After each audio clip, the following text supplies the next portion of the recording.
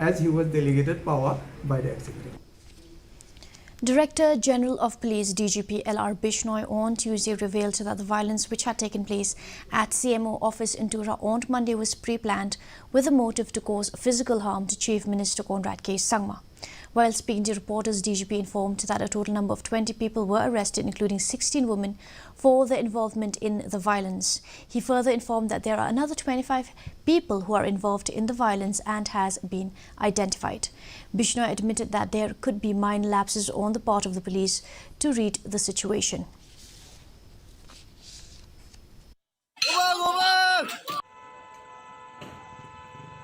Post-incident investigation stage, the Tura police they found that it was the pre-planned conspiracy to attack Honorable Chief Minister and to damage him physically.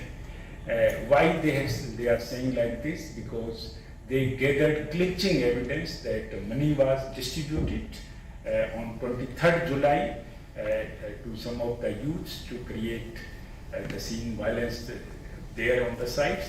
They provoked the crowd to cause physical damage to Honorable Chief Minister, and even they insisted that we can go for the extreme step like murder, etc.